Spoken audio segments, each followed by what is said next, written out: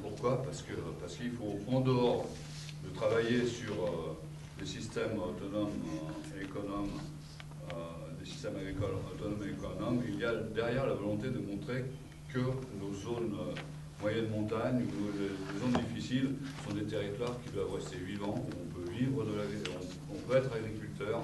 Il n'y a pas une agriculture qui est représentée par les grands bassins. Il y a des agricultures en France. Et il est absolument nécessaire de remonter au sein du ministère, alors là je parle du coup en tant que président national, avec les échanges qu'on a au ministère, il est absolument nécessaire de faire remonter du terrain des expériences viables sur des territoires comme les nôtres. Il en dépend du développement territorial, il en dépend de la cohésion de nos territoires, aussi bien sociale qu'économique. Voilà en gros pourquoi il faut absolument qu'on continue sur cette dynamique. Donc dans ce projet, il y a 3 axes qui ont été définis. Donc le premier étant la mise en réseau des groupes agriculture durable de moyenne montagne. Donc ça passe par la capitalisation des différentes expériences. Le deuxième axe, c'est l'optimisation des initiatives de groupe. Donc c'est permettre aux groupes localement et au sein du Massif central de continuer à innover et pour cela de leur donner un accompagnement des animateurs des différentes structures. Et enfin, le troisième axe qui est plus axé sur la communication et la sensibilisation. Donc l'objectif étant de toucher le grand public, les agriculteurs, les agents de développement. La question, c'est de savoir, il y a quand même des impacts du pâturage, par exemple au niveau du jonc diffus, de savoir, sur le parasitisme.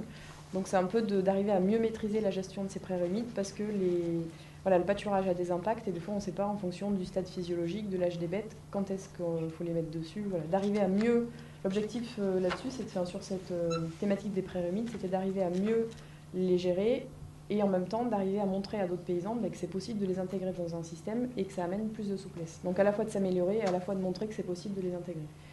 Et on se rend bien compte cette année, où la fin de l'été a été sec, que ceux qui en ont, ils sont bien contents d'en avoir.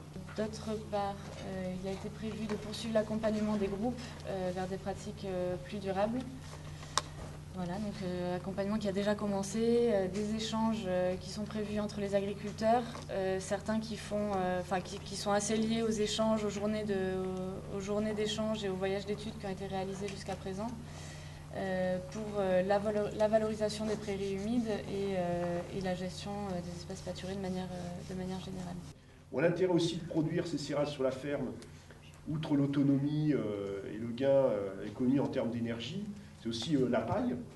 Je veux dire que les éleveurs ont besoin de paille, donc ça c'est aussi un truc, sinon on est condamné à l'acheter. C'est aussi un autre intérêt.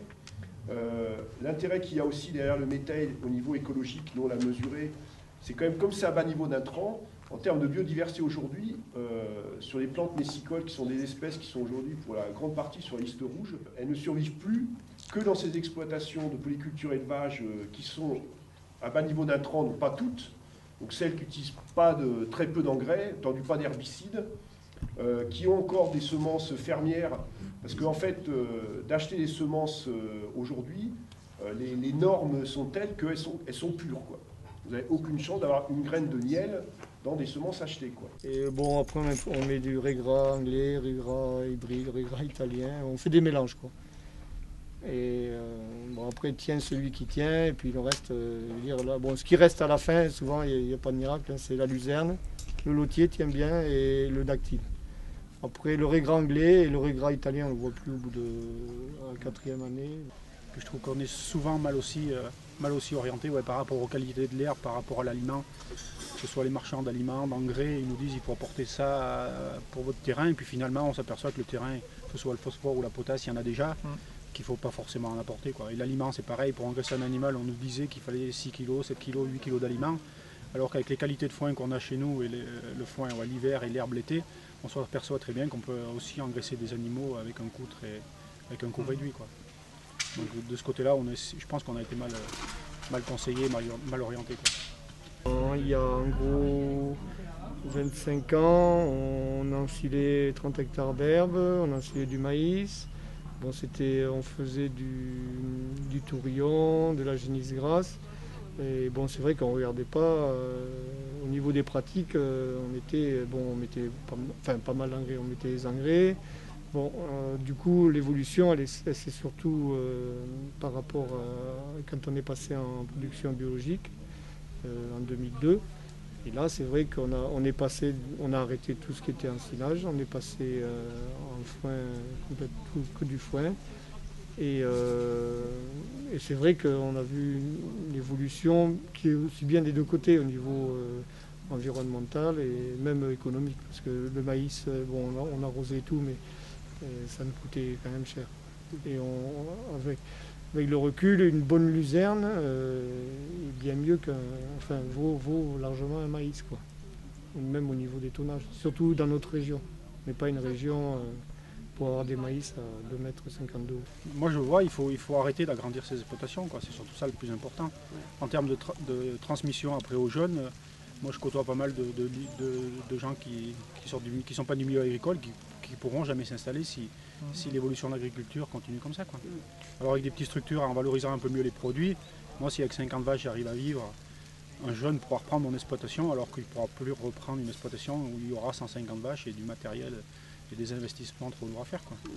C'est pour ça que je me bats, moi, par rapport à cette démarche de valeur ajoutée, quoi. On parlait un petit peu pour essayer de mieux valoriser l'herbe, donc peut-être faire une visite dans le Limousin, voir un petit peu un groupe d'agriculteurs qui travaillent déjà sur la gestion de l'herbe. C'est aussi une façon d'optimiser un petit peu notre ressource principale. Et puis voilà, il y a plein de pistes de travail qu'on va continuer à explorer. Et sur les métailles aussi, on réfléchissait, on a déjà un petit peu abordé le sujet, mais on va continuer à travailler là-dessus et essayer de former un groupe un peu plus technique là-dessus. C'est retrouver un petit peu ces valeurs agricoles et pouvoir remettre en commun et retravailler ensemble. Voilà, pour moi c'est ça le plus important. Retrouver des valeurs, mais sur des exploitations bien sûr à taille humaine. Voilà, qu'elles soient bio ou non bio, je pense que le plus important c'est de revenir à quelque chose d'humain.